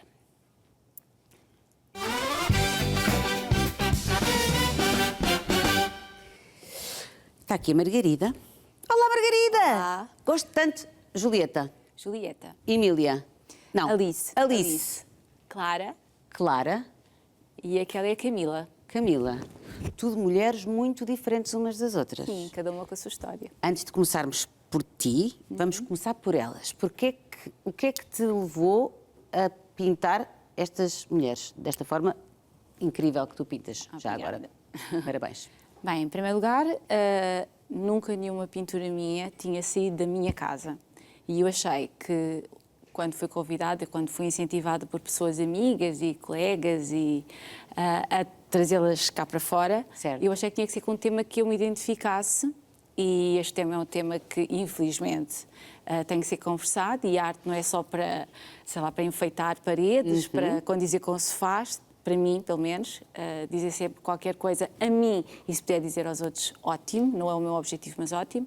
Com esta série em particular, que é Se o Laço é Meu, Só Eu Decido o Nó, era um tema que eu queria mesmo trazer... Que é o tema da violência. Sim, da violência não só física, não é? Violência emocional, sim, exatamente, exatamente. Exercida sobre as mulheres em particular. Eu sou mãe de duas, uma de quase 24 anos, uma que vai fazer agora 18 e um rapaz, que eu encaro com muita responsabilidade, porque estou a criar um futuro homem. Certo. Portanto, eu já lhe expliquei, ou é cavalo ou é cavalheiro, não há nada no meio. Adorei essa descrição. E, adorei. portanto, foi o que eu consegui arranjar como mãe. E ele é o mais novo e ele sabe que tem que se portar bem no meio de tantas mulheres. Mas é muito importante isso que estás a dizer, Margarida, porque há uma preocupação muito grande em fazer a prevenção junto das raparigas nas questões da violência, sejam elas violência sexual, seja violência emocional, seja violência física, mas é tão importante ou mais importante educar os rapazes, não é? É muito importante, portanto, percebo muito bem aquilo que estás a dizer. E, portanto, Se o Laço é Meu, eu decido o Nó, é a tua primeira exposição, quer dizer, estavam estas belezas todas trancadas em casa? Estas não, estavam outras que nunca saíram. Aliás, quer dizer, estavas tu, a tua arte estava trancada. Sim, sim. Mas porquê? Sim. Convenceste, ainda há bocado disse assim quando te conheci, tu és uma artista e tu, eu sou uma artista, tu não és, claro que és. Tu não és? Não, eu sou uma mulher. Não é uma beleza? Eu sou uma mulher com muitos laços, todas nós. As mulheres têm muitos mais laços do que os homens. Sou mãe, sou psicóloga. És psicóloga? Temos exatamente a mesma idade. A sério? Sim. Mas é melhor que tu és 76 também? 77, peço desculpa. És um bocadinho mais nova. 77 é melhor. Porque eu vi aqui 49 e pensei, eu também tenho, só que eu já faço 50 este ano, tu não. Não, eu fui logo em janeiro. Tu depois fizeste já, pronto, não interessa. É uma colheita ótima mesmo, ali os 76, Exato, 77. 75 a 77. É espetacular. Portanto, tu és psicóloga. Sim. E... Tenho uma escola. Certo. É a minha filha do meio. Tens uma escola que que eu adorei o nome, Escolinha do Campo, em Azeitão. É no campo, é na Serra. Onde tu exerces, e também adorei isto, onde a tua escola segue o método Singapura. Sim. Antes de irmos outra vez à arte, explica-me o que é isto, porque eu fiquei deliciada com esta descrição, que tem por objetivo fazer o aluno compreender profundamente os conceitos, em vez de apenas decorar fórmulas e procedimentos. Não devíamos ser todos Singapura? Sim. Pois. Até porque o método Singapura ganha todos os anos a avaliação mundial de PISA, em todas as áreas. Pois. Muito conhecida a matemática de Singapura, mas vence em todas as áreas. Eu conheci esse método por uma pessoa que eu admiro imenso, que é a Gracinha Viterbo. Certo. E ela, na altura do Covid, fazia imensos... Havia agora não queria enganar o nome, mas eram os domingos positivos, em que se falava muito sobre educação e ela partilhava muita experiência que tinha tido com os filhos em escolas de Singapura. Como eu viajo imenso para a Ásia, pelo mundo inteiro, mas a Ásia eu adoro. Adoro a Ásia. Pronto, eu normalmente escolho os países com mais arte. O meu marido escolhe os países com uma arte marcial que ele pratica. Pronto. Qual é?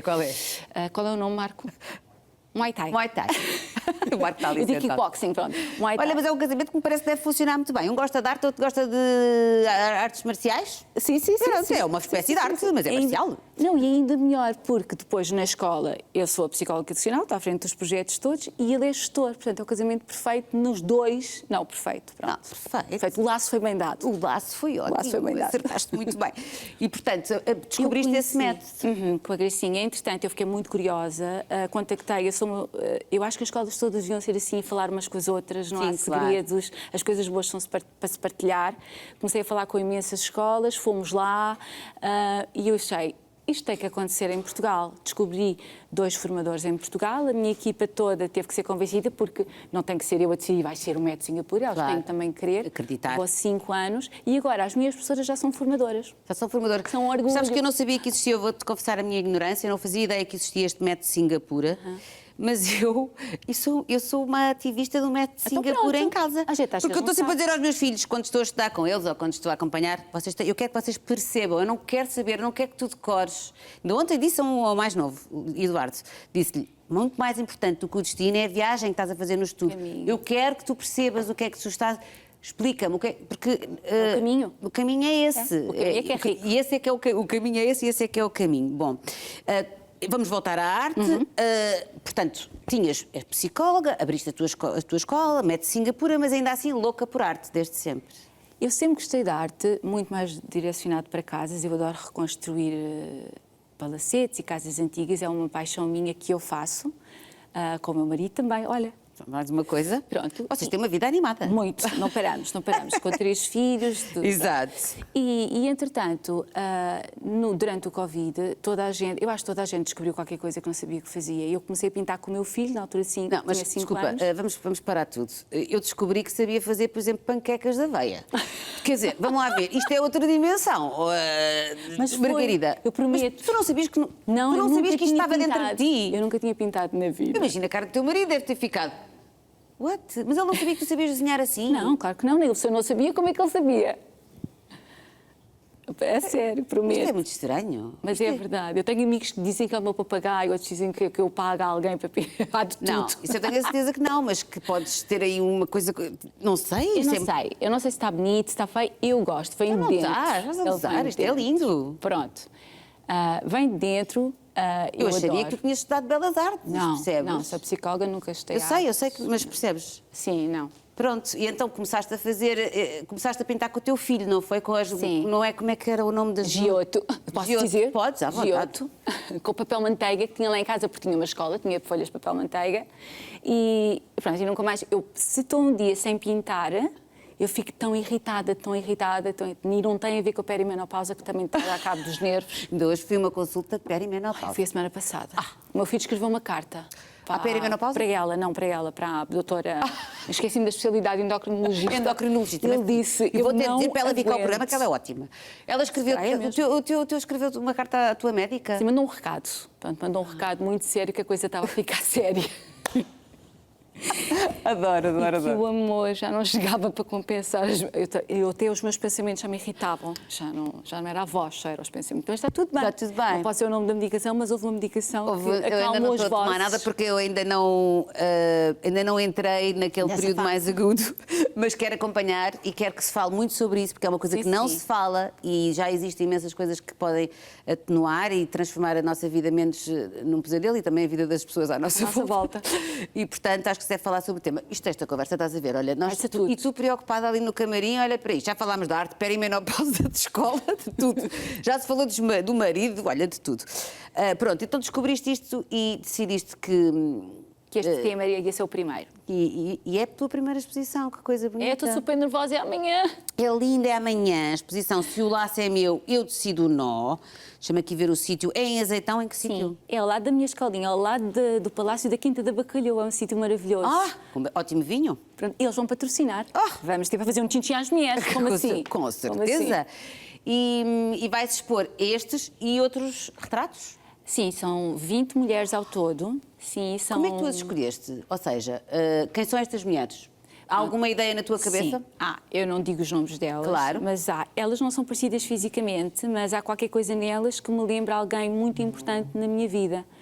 Mulheres corajosas que tiveram a coragem, de qualquer idade, de desfazer o nó que as apertava, que finalmente tiveram a coragem de ver aquilo que ainda não estavam preparadas para ver, porque nós todos fazemos o nosso caminho e nós não somos ninguém para julgar. Nada. Aí não há julgamentos possíveis. Exatamente. E outras mulheres que desde sempre, com um bom suporte familiar, com o homem certo atrás, o que não dizer que atrás de uma grande mulher está sempre um grande homem, ou com a mulher certa, com certeza, que tiveram sempre bem, até seguras, porque também é bom, há bocadinho, já não sei quem foi a pessoa, não sei se foi dos livros que era importante saber parar. Pronto. Sim. Eu aprendi há 3 anos a parar, fui obrigada por questões de saúde e também intensifiquei a pintura por isso. E às vezes há... Agora perdi-me. Não faz mal. Foi a consequência do que aconteceu. Estávamos a falar destas mulheres. Saber parar, sim. Mas são mulheres que tu conheces? Algumas são pessoas com quem eu me cruzei. Que giro. Pessoalmente, e elas sabem profissionalmente. Não, eu não as conheço a esse ponto. Acho que eu conheço não quer dizer. Certo. Algumas vão estar na exposição? Sim. Achas que elas vão perceber? Não faz mal, um artista inspira-se em muitas coisas. Sim. Não está ali nenhum nome, portanto é indiferente, mas achas que elas vão perceber? E se elas perceberem, imagina que elas percebem e que te vão dizer, isto sou eu, tu vais confirmar ou não? Sim. Claro. Sim, claro que sim. Já houve eu criei uma página há uma semana e qualquer coisa, e houve uma pessoa que me comprou um quadro, que não está aqui, ela queria este, mas este já estava reservado. E que ela me disse uma coisa maravilhosa, que foi, a Margarida não me conhece, mas essa pessoa sou eu. Tão lindo, meu Deus. E eu emocionei-me imenso, porque era isso que eu queria, mais do que verem e dizerem é bonito, por isso é que eu digo que não são agora, elas são retratos de água e de luz, eu só pinto retratos, não sei pintar mais nada. também não... Pronto. Mas quer dizer, foste logo... Eu só pinto retratos. Amiga, é a coisa mais difícil que existe. Eu não sei, é a única coisa que eu consigo. Eu ouvi dizer que sim. Com este realismo, pronto, com então, esta... São só retratos, pronto. E Está agora... Está ali Inês Apenas, que também é artista, e está também, como eu, deslumbrada com esta... Como é que é possível? Como é que é possível? Pronto, pinta, porque olha, descobriu assim de repente... Quando é que isto me vai acontecer? Equipa, digam-me, quando é que eu vou chegar a casa e de repente... olha...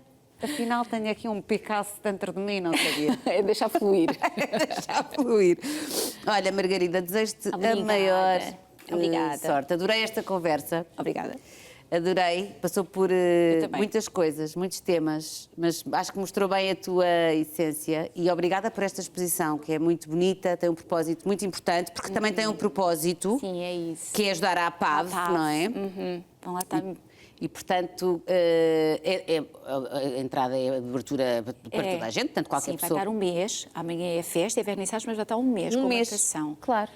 E as pessoas, para entrarem, vão ter, homens e mulheres, vão ter que ter um laço que podem adquirir à entrada por um valor que quiserem. E é esse valor que vai para a APAV. Que ideia bonita, Margarida. Olha, continua a pintar e fazer coisas lindas. E se descobris mais algum talento escondido, por favor, avisa-me. Está bem? Eu conto. Já agora, só para terminar, a escultura, porque tu também fazes. Mas é uma semana também. Não, mentira, há 2 semanas, porque disseram-me assim, não tenho nenhuma escultura, eu nunca mexi em barro. E então comprei um barro, uma ceramista que disse um barro que seja fácil, mole, que eu não tenho força. E fiz 3 esculturas, foi o que eu consegui fazer. Eu não sei se são bonitas, se são feias, é o que dá. E essa é... Não, vocês estão a perceber isto? É a Julieta. E ela não consegue ver ainda, mas um dia vai ver o que está a aprender. Ela floreia ao mundo. São aquelas mulheres que criam contas de Instagram e que tudo é maravilhoso e que se rodeiam de coisas bonitas porque ainda não estão preparadas, mas um dia vão estar. Se eu tivesse uma plateia agora dizia... Marco, bate palmas.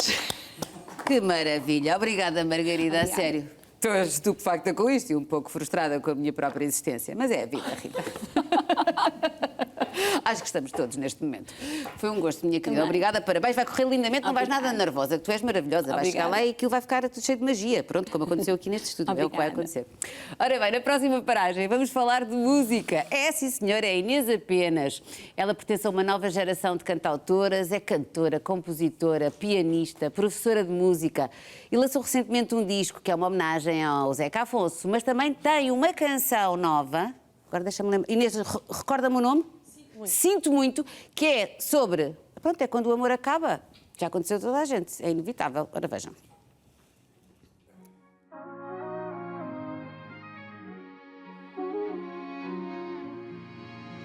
Sinto muito que tenhas ficado a pensar no nosso assunto. Por muito que não esteja a dar, eu dei-te tudo. Eu dei e senti de verdade. Agora bateu-te a saudade, mas a nossa história ficou bem guardada. O que somos, o que fomos, foi feliz assim. E nesses tempos eu nem fui amada. Apesar de tudo, era quem estava lá para ti. Achavas que o amor é de graça, uma escolha fácil, sem compromisso. Olhas para mim como quem leva a taça, mas deste pouco e tu sabes disso. Sinto muito que te lembres do meu quarto quando ele estava ocupado por outra gente. Sinto muito que tenhas largado a mão, ignorado o coração e ficado ausente. Que eu já não sou capaz de ficar do teu lado. Queres matar a saudade, mas sinto muito que tenhas ficado a pensar no nosso assunto. Por muito que não esteja a dar, eu dei-te tudo. Eu dei e senti de verdade. Agora bateu-te a saudade, mas sinto muito. Sinto muito. Sinto muito. Sinto muito. Sinto muito. Tempo ao contrário, lembra o cenário. Dor passa rápido, agora que é espaço, já nem olhas para mim. E não custa nada, o que somos, o que fomos, fui feliz assim, mas eu não fui amada e apesar de tudo, estava lá para ti. Sinto muito que te lembres do meu quarto quando ele estava ocupado por outra gente. Sinto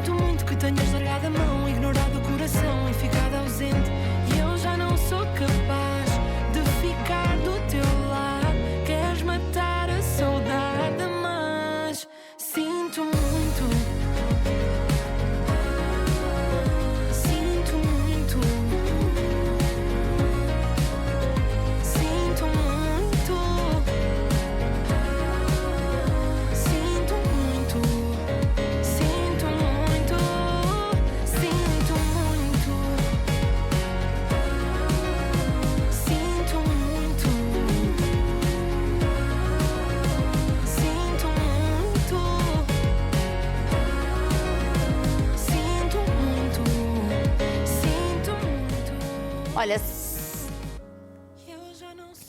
se vocês não conhecem a Inês apenas, eu sinto muito. Eu sinto muito porque ela é maravilhosa. É mesmo. A Inês é cantora, compositora, professora de música. Inês, olá. Olá. Obrigada por estares aqui hoje. Vamos começar só por estas imagens, só porque eu tive logo ali uma série de curiosidades que se calhar lá em casa também têm. Vamos começar, olha, por este sítio maravilhoso que ainda está ali. Onde é que isto foi gravado? Explica-me. Isto foi, portanto, numa loja de velharias que se chama, agora esqueci-me do nome, Emaús. Pronto, é uma loja de velharias e eu fui lá visitar o espaço e disse, pá, é aqui. No fundo, este single de Sinto Muito veio um bocadinho falar, lá está, de um break-up à antiga. Aqueles mesmo que custam. Aqueles que custam. Mas está tudo bem, está em paz. Mas estou em paz, mas manda assim uma... Sim. Uma frasezita ou outra para a outra pessoa. Mas isto foi mesmo escrito contigo a sofrer? Foi. É um bocadinho autobiográfico? É quase sempre. Claro. Mas se não for Obrigada, também... Inês, por dizeres isso, porque há poucos artistas que têm essa... Não, mas é. Claro. É sempre, eu acho que é sempre, nem que seja um bocadinho de uma memória, mesmo que não seja exatamente aquilo, nós vamos sempre buscar. Coisa. E então pronto, este sítio foi, eu acho foi incrível espetacular. vocês fazerem música e poderem dar dicas a ex, é ótimo. É maravilhoso, nunca namorar um músico, é o que se diz. Portanto, lamento. Mas olha que um escritor também não é muito coisa, porque também acontece. Sim. É igual, é mais ou menos semelhante, vocês cantam, é um bocadinho mais leve. Sim. Imagina namorares com um escritor e depois a coisa corre mal e vai-te escrever todo um livro, sei lá, uma dissertação sobre a sua dor. Também não é fácil, mas pronto.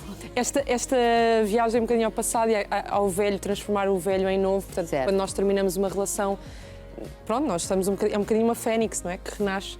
E os peluches também, que muita gente me deu feedback sobre este casaco.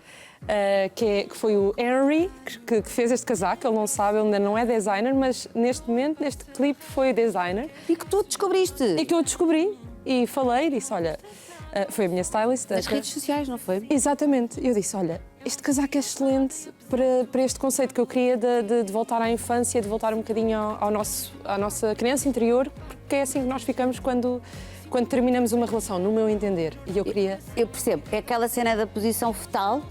Sim, queremos colo. Queremos colinho. Às vezes de quem for, isso é um bocado mau. Mas queremos colo. O problema é esse. Que às vezes vai-se para colos errados nessas alturas. Mas pronto, é a vida, faz parte do crescimento. Vulnerabilidade, estamos frágeis, mas queria também algo muito colorido e vistoso. E dois outfits bastante contrastantes e acho que casou muito bem com a canção. Muito gira, a canção é muito gira. Que apesar de ser um bocadinho, lá está, de um término, acaba por ser também uma batidazinha. Não, portanto, é animada. Dá vontade de dançar. É engraçado porque tem ritmo. Tem uma gingazinha. Tem uma ginga.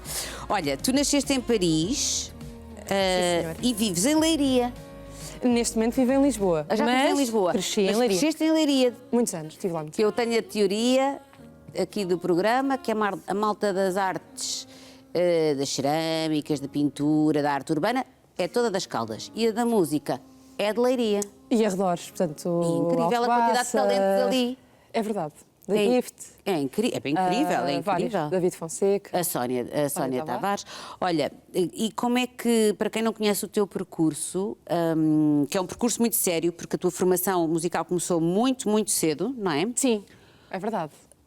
No Orfeão de Leiria? Sim, é o conservatório, Sim. Basicamente o único, há várias escolas, mas é o Conservatório de Leiria, o Orfeão de Leiria, Conservatório de Artes, que é assim que se chama, e eu estudei lá durante muitos anos, apesar de ter começado, eu acho que não comecei tarde, mas comecei a tocar piano aos meus 10, 11 anos, com os meus 10, 11 anos, apesar de ter experimentado guitarra antes, que era verdadeiramente aquilo que eu mais queria. Era, mas então e porquê é que não foi?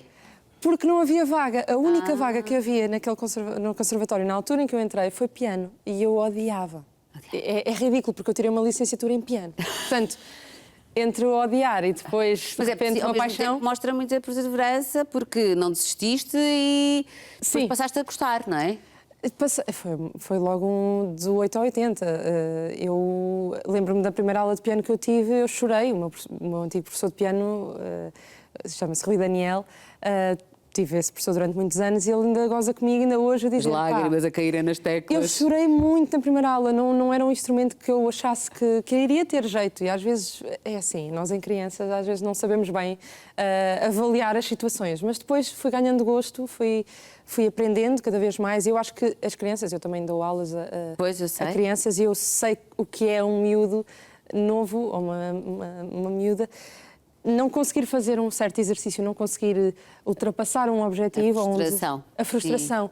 E os miúdos às vezes desistem muito rápido. Mas é muito difícil. Eu tenho essa conversa muitas vezes com pessoas como tu que estudaram instrumentos. Tenho imensa pena de não ter, por acaso, estudado um instrumento quando era mais miúda. Ainda vai. Vamos sempre a tempo.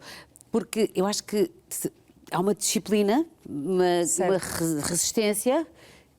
Porque, então, quando nós somos crianças, é isso que tu estás a dizer. A frustração é uma coisa que nos dias de hoje está muito fora de moda, porque quase que nós não deixamos que as crianças frustrem. E é importantíssimo que frustrem, não é? É importantíssimo. Agora, não querendo dar aqui em psicóloga, mas é um bocadinho isso. E agora também com tanto estímulo, é difícil captar a atenção dos mais novos. Eu diria que agora ainda é mais importante, se calhar, a aprendizagem de um instrumento. Nunca tinha pensado nisso, porque durante um bocadinho eles estão longe dos telefones e longe de não sei o quê. Exatamente. E com um foco numa coisa só, sem estarem a fazer scroll, não é? E é inacreditável portanto, as zonas do nosso cérebro que são estimuladas. É mesmo o piano, então pronto, um piano agora, dando aqui uma lição de formação musical, mas pronto, é um instrumento harmónico, portanto nós podemos tocar várias notas ao mesmo tempo, então há uma panóplia de possibilidades e portanto é muito estimulante do ponto de vista intelectual. E também é muito complexo. E é muito complexo. Também é essa parte. Mas tu já tinhas na família alguém, ou como é que... Porque isto... De onde é que vem esta... Olha, agora vou ali para o conservatório. Não veio propriamente ninguém, por incrível que pareça. Tenho um tio-avô que foi maestro deste conservatório. Que giro. Mas...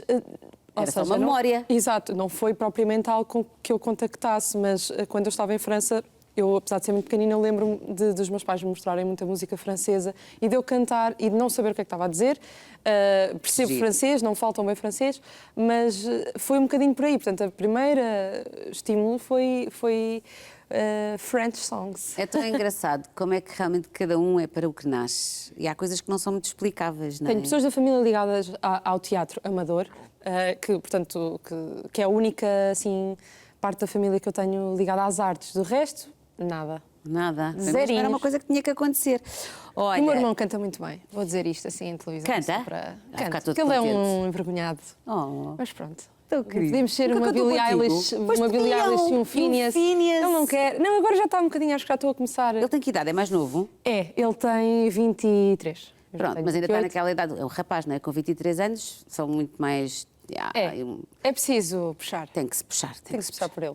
Olha, entretanto, o teu percurso é assim meio fulgurante, porque tu, em 2019, ainda estás no coro da Surba no Festival da Canção, mas deve ter sido uma experiência engraçada. Foi como backing vocal, ou seja, estava lá atrás. Certo. Mas foi assim mas foi um contacto com grande público, não é? Sem dúvida. E foi um início de, portanto, qualquer coisa que disputou... Lá está, foi uma curiosidade que eu também... Lá está, estava em palco, apesar de estar mais atrás, não é? Mas é uma posição privilegiada para tu própria te veres. Olha, será que eu gosto engraçado, eu até gostei desta experiência. Depois voltei lá, nem sei como. Fui parar ao mesmo sítio. Pois voltaste lá. Entretanto, já lançaste os teus... O teu EP de estreia... Chama-se Um Dia Destes. Exatamente. Mas lancei outro, mas isto foi depois do Festival da Canção. Portanto, foi mesmo... posta ali. Portanto, eu não tinha dado 2 concertos na minha vida, nunca tinha estado em programas de talentos, vamos dizer assim, e foi o primeiro de todos. Mas ainda bem que foi assim, porque eu acho que não sou boa a cantar as músicas dos outros. Mas és boa a escrever para os outros, és muito boa. É assim, muito boa, não sei. És. Algumas coisas acho que saíram muito bem, sim senhora, mas de facto eu não sou boa a cantar covers, nem em inglês, nem em francês, nem nada. Sou melhor a cantar as minhas... Tu gostas de cantar as tuas dores coisas. E as tuas alegrias e as tuas cenas. Exatamente. Mas claro. Mas escrever para os outros, lá está, também é mais... Agora, confortável. Tens a sorte de já ter... Não sei se foi uma canção ou várias escritas pela João Tordo. Como é que isto acontece? Isto aconteceu, eu, portanto, lancei 2 EPs, foi um dia destes, foi muito inicial, por favor, não precisam de ir ouvir esse. Depois do festival, foi de facto o meu EP com que as pessoas começaram de facto a conhecer-me e a conhecer a Inês apenas, e que é um projeto muito mais vamos dizer assim, que se chama Levemente. E depois, agora, o ano passado não, já há 2 anos, bem, enfim, outubro de... eu sou muito complicada nos anos. Deixa lá. O meu primeiro álbum chama-se Éter, é um álbum um bocadinho mais alternativo. Certo. E que conta com a participação de várias colaborações, como Milhanas, Malva, Left, a Irma também, e tem um interlúdio que foi, quando eu terminei o álbum, foi o João Tordo que deu voz.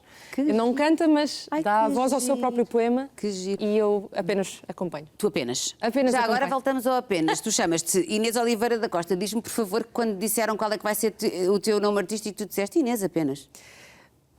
É assim, essa história, eu já fiz as pazes com este nome artístico, eu acho que resulta bem, e as pessoas acham graça, mas de facto o meu primeiro nome artístico foi Inês. Só Inês. Podia ser Inês só, mas alguém interpretou?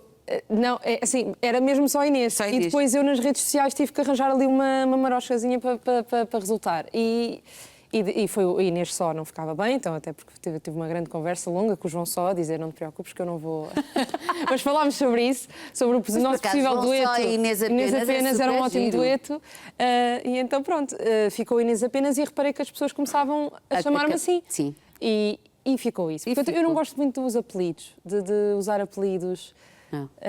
Há muitos nomes artísticos agora, pronto, com os nomes e os apelidos, mas eu não queria uma coisa um bocadinho diferente. E realmente conseguiste. Olha, conseguiste uma coisa diferente, nada mal. Obrigada. Olha, vamos falar só também aqui deste espetáculo que vais ter no dia 15 de maio, a apresentar o disco Apenas Abril. Exatamente, já amanhã. Em Aljustrel. É já amanhã? Já amanhã, vamos para Aljustrel. Já tivemos 4 concertos. Às 22, que é uma homenagem ao Zeca Afonso. Como é que tu pões isto? Porque eu sei que ele ficaria felicíssimo, porque é mais uma reinvenção de uma nova geração, de uma obra que é eterna, não é? Intemporal e que deve permanecer. E muito urgente de ser sempre cantada. Sim, isto surgiu, em primeiro lugar, surgiu de uma residência que eu fiz com mais 2 colegas minhas, também que têm os seus próprios projetos individuais, que é a Carolina Viana, o projeto é Malva, e a Joana Rodrigues, e juntas também têm um projeto duo que são as Redoma. E nós fizemos uma residência artística no Porto, em que decidimos reinterpretar aqui alguns temas de José Afonso, primeiro porque eu, enquanto Inês apenas, gosto mesmo de... Já estamos aqui a ouvir. Depois eu fico... Podem pôr um bocadinho mais confusa. Alto, que a música é boa. Obrigada. Mas eu quero ouvir também, diz. Que é importante defendermos os valores de Abril e deixarmos esta obra continuar a ser intemporal, porque de facto é intemporal e a luta, no fundo, honrar quem também lutou por estes valores. Mas ao mesmo tempo, quando são vocês de uma nova geração a pegar na obra de Zeca Afonso, também estão a apresentá-la à vossa geração, porque quer nós queremos, quer não, há muita gente que não... Sim, que não convive. Eu felizmente convivi desde muito cedo, porque a minha família desde cedo me apresentou estas melodias. Eu não entendia tão bem essa mensagem, agora com outra voz quis dar... e dar outra roupagem, é o que eu acho que é super interessante, sim, não é? Um bocadinho mais pop, sim, que é mesmo sempre a minha linha, sempre mais pop, mais também a buscar alguns elementos eletrónicos, mas sem desvirtuar a obra, que eu acho que é o mais importante. E é isso, é gritar pela liberdade e celebrá-la. E temos tipo de espetáculos muito divertidos. Acho que o espetáculo ao vivo é muito dinâmico, as pessoas cantam tudo e mais alguma coisa e o feedback das versões tem sido magnífico, tanto no disco como depois, ou seja, o disco é só uma pequena amostra, 7 temas, que também conta já agora, não sei se posso dizer, com a colaboração... Podes dizer tudo, rapariga! Já está de memória. Colaboração de Inês Monstro, Bia Maria e Sérgio Onze, que é um fadista da nova geração, tudo talentos da nova geração. E pronto, tudo gente nova! Tudo gente nova, com vozes incríveis, aconselho mesmo muito a ouvirem os projetos pessoais e também estas versões. E pronto, o espetáculo ao vivo, estivemos em Leiria, que foi excelente, tido muita adesão das pessoas.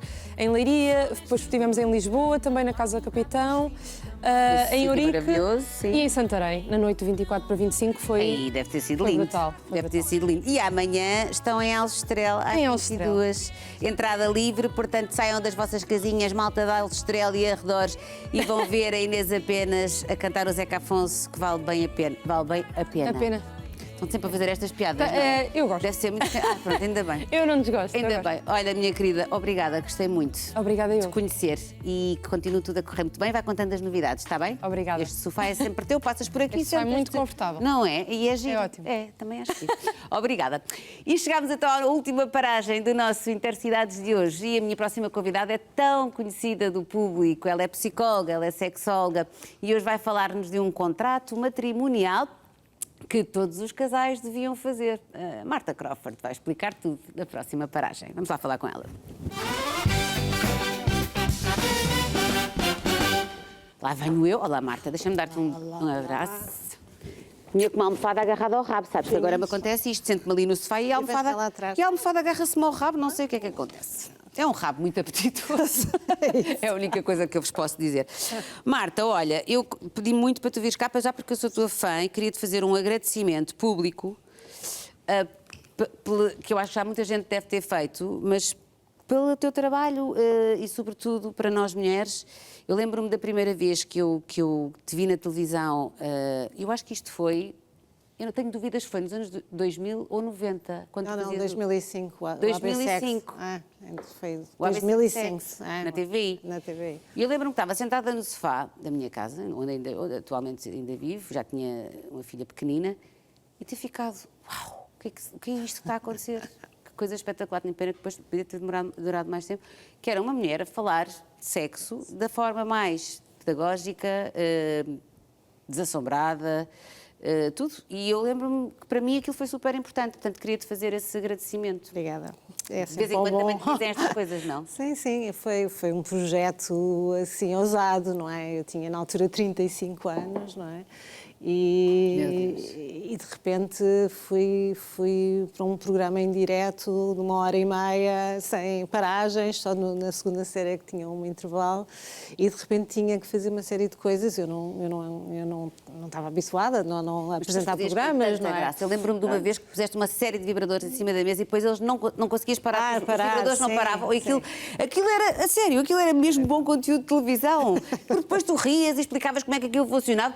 Tudo aquilo fazia sentido. Eu lembro... Era muito leve, era muito descontraído e muito pedagógico. É essa. Eu acho que correu bem por causa disso. Ou seja, não era muito académico, era muito claro, era muito direto, era com as palavras todas. E eu acho que isso ajudou as pessoas que muitas vezes estavam aflitas. E eu lembro que o programa tinha muita gente e as pessoas estavam lá assim com ar, porque é que o primeiro programa, sexo oral, sexo oral no primeiro programa, o que é que isto quer dizer, não é? Eles não sabiam, estavam a ser filmados, não sabiam se era para ficar descontraídos, se era para bater palmas, se era para bater palmas. Muito engraçado depois visionar o programa a seguir. Mas foi ótimo, foi excelente, chegou muita gente. Quanto tempo é que aquilo teve no ar? Aquilo teve em 2005 e depois uma segunda série em 2006. E podia ter continuado. Tínhamos imensa audiência, mas como, pronto, há sempre circunstâncias que eu nunca percebi bem porque. Também não consigo perceber, porque eu lembro-me que vocês tinham imensa audiência. Sim. Pronto, mas depois vieram outros e fiz outros e a vida continua e pronto, eu acho que isso é que também é interessante, não ficarmos também muito tempo no mesmo lugar. Sem dúvida, sem dúvida. Pronto, mas foi interessante porque permitiu-me depois ir também pelo país inteiro a falar, às escolas, universidades, à igreja, a todo o sítio, não é? Foi muito engraçado. São coisas parece uma coisa pequenina, mas eu lembro-me que no dia seguinte não se falava de outra coisa, eu lembro-me, ainda não havia redes sociais com esta... Eu não sabia o que é que ia acontecer, a única coisa, eu costumo dizer isto muitas vezes, eu tinha que ter a certeza que os conteúdos, aquilo que eu iria dizer era meu, porque era a única forma que eu poderia assegurar de que aquilo não ia resvalar para uma outra coisa qualquer, estranhas que eu não queria. Portanto, era um late night, falar de sexo, uma mulher e não sei o que, eu não queria que fosse uma coisa. Eu sou psicóloga clínica, o meu trabalho principal é consultório, é muito... faço muitas outras coisas, mas no consultório é verdadeiramente o sítio onde eu sou mais feliz. E adoro, não é? E, portanto, espero ser velhinha. Sim, tu adoras mesmo a prática do consultório. Clínica, gosto, não me traz mais Sentes que às vezes é muito difícil conseguir uma marcação contigo, porque ainda bem tens uma agenda. Não, consigo. Eu sou muito flexível e agora com a questão desde o Covid, houve aqui uma mudança muito grande para os psicólogos, começaram a fazer muitas consultas online e assim ajuda, a pessoa pode estar aqui, acolá e fazer online e gerir melhor. Há pessoas que têm um bocado esse preconceito, mas na verdade não é assim tão diferente, pois não? Não, eu sou a mesma pessoa, a outra pessoa que vai é a mesma. O ecrã é muito mais giro estar a falar no consultório, isso não há dúvida.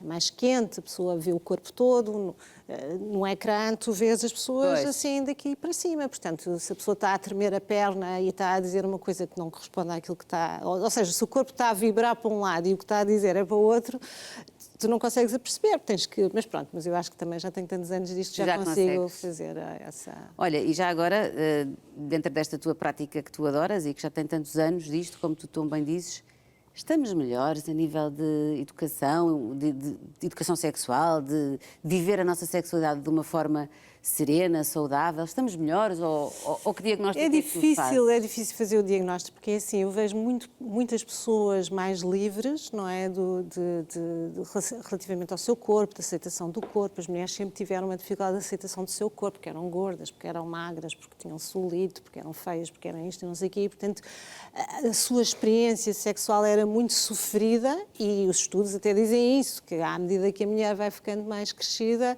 vai-se libertando dessas amarras do corpo, não é? Depois tem outras, não é? O envelhecimento, agora tenho isto, tenho aquilo, já não sou os cabelos brancos, pronto, estamos sempre nesta luta, é uma tragédia mesmo. É uma dor. É uma dor terrível, pronto. E depois há toda aquela fase, eu não quero engravidar, depois é a fase, eu agora já não posso engravidar. Exatamente. Pronto, andamos sempre, mas eu acho que a partir de certa altura, de facto, começou a haver mais abertura. Claro que, e estou a falar até ainda de 2005, que as redes não era assim uma coisa tão... Não era, não? Não era, ainda estava, eu não tinha redes no programa. Não tinha redes. Não, eu acho que não. Eu não quero estar aqui a dizer um disparate, mas eu acho que ninguém tinha redes nessa altura. Eu não me lembro nada. Eu lembro-me de estar a comentar com os meus amigos. Havia internet, havia o e-mail. Sim, mas ainda não havia esta lógica de Instagram. Não, havia os chats que eram... Sim, como é que se chama? Já nem sei. Aquelas coisas antigas.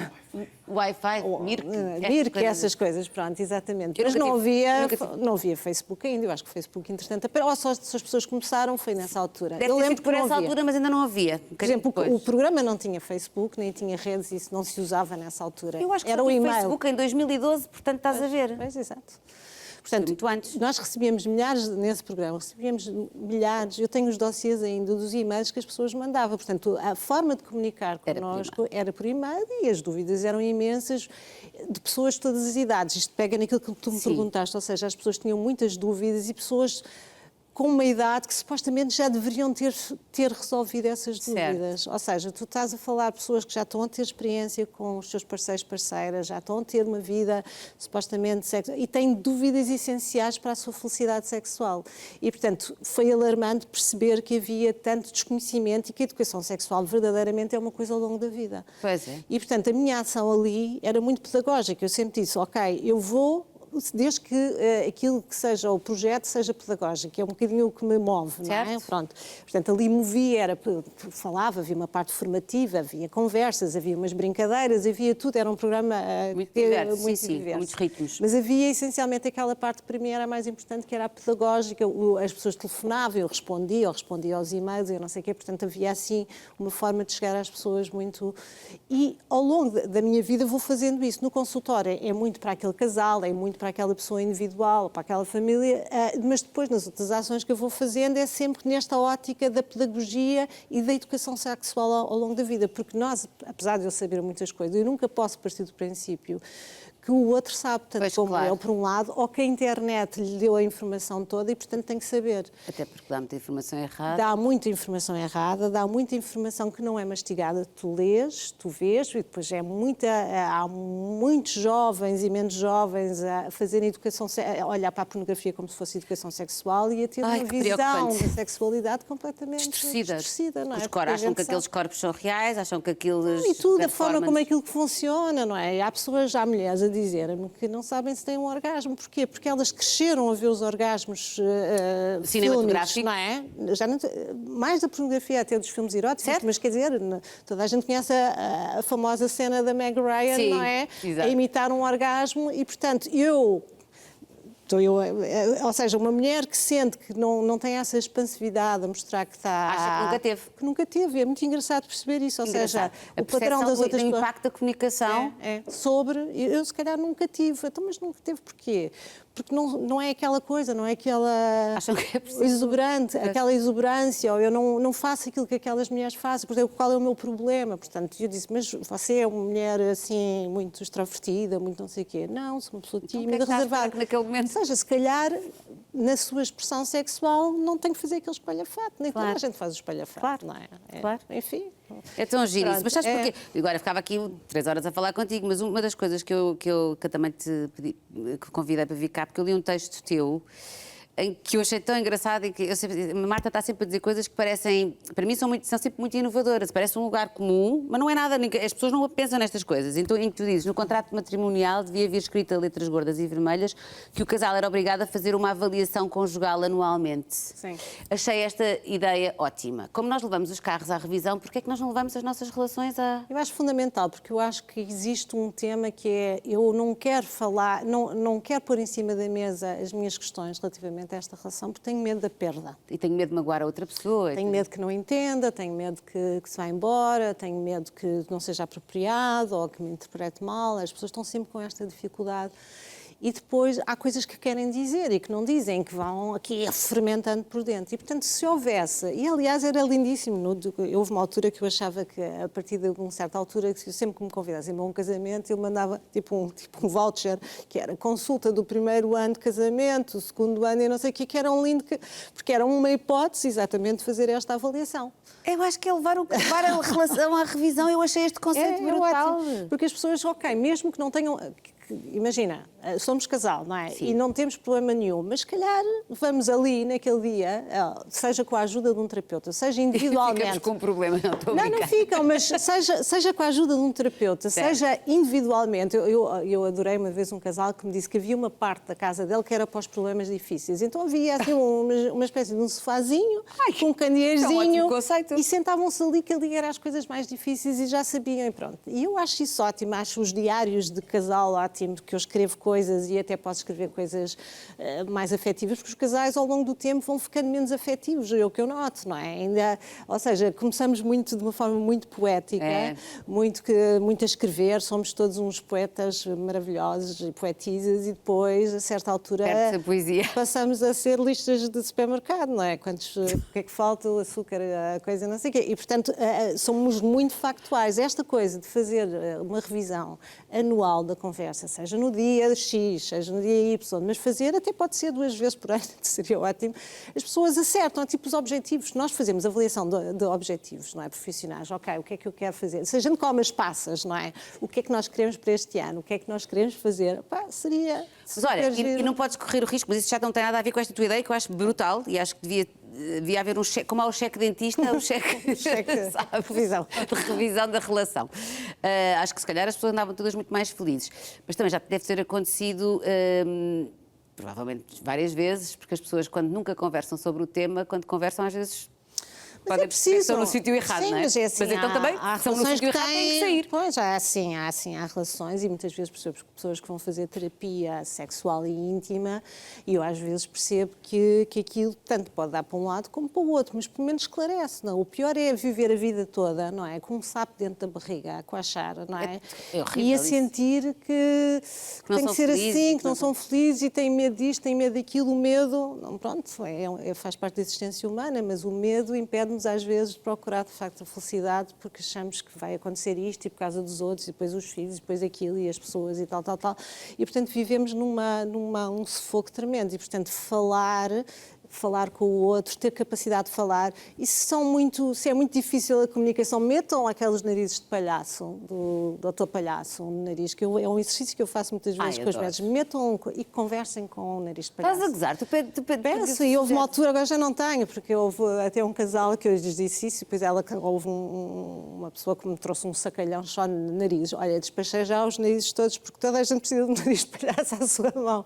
Tu metes no nariz, metes no teu nariz, metes no meu, e a gente conversa e conversa de uma forma mais sérias, ou seja, se eu quando converso contigo a tua cara está já com a cara número 33, já sei o que é que a casa gasta, já sei que aquilo me está a irritar e já sei que eu só me apetece ir ao pescoço. Se tu fizeres a mesma conversa, mas tiveres um nariz de palhaço, eu sorrio para ti, não é? Isso é genial! Eu sorrio para ti, fico a achar graça e se calhar ouço pela primeira vez o teu conteúdo, senão só vejo a crítica, não é? Portanto, habitual e não sei. Portanto, os casais têm que aprender a conversar. Quando não sabem, há sim umas medidas tolas, mas que são engraçadas ao mesmo tempo, senão é pedir ajuda e as pessoas às vezes precisam mesmo de um mediador, um terapeuta que fale e que não seja mais de um, mais do outro, que seja equilibrado e tente às vezes traduzir aquilo que o casal não consegue dizer diretamente, porque é tão frequente eu ouvir isto, mas eu digo-te isso a maior parte das vezes, eu estou sempre a dizer isso.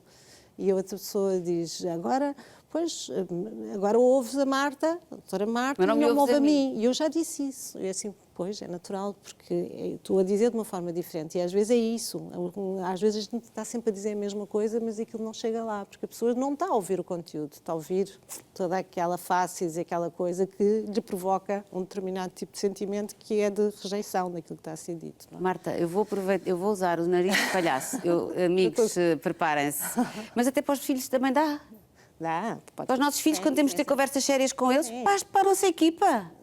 Quando temos que conversar seriamente uns com os outros, com o narizinho de palhaço, vamos lá ver se a coisa não vai muito mais. Há outra hipótese, quem não tiver o narizinho de palhaço é para experimentar pôr um lápis na boca e falar e conversar com um lápis na boca. Não tens aí, mas se puseres um lápis na boca... na boca aqui, não no bigode. Não, aqui. Assim... É um bocadinho palhaça, não é mesmo? Marta, e então faz assim uma espécie... Não se percebe tão bem o discurso, mas pronto. Mas eu acho que funciona. Olha, acho que é mesmo... E nós, quer dizer, o objetivo das relações é melhorarmos, não é piorarmos. Claro que sim. Portanto, se tivermos a oportunidade para fazer coisas para melhorar, e às vezes eu tenho no consultório pessoas que estão lindamente uma com a outra, mas ainda querem mais. Eu sei, é muito interessante ainda isso, bem. Não é só o desespero e a ruptura, não sei o que. Há pessoas querem mais. Querem mais da vida. É isso. Marta, olha, é sempre eu adoro conversar contigo. Obrigada mesmo por teres vindo aqui ao nosso Conta Lá e obrigada por ter estado aqui no meu Intercidades. Fico mesmo muito, muito contente.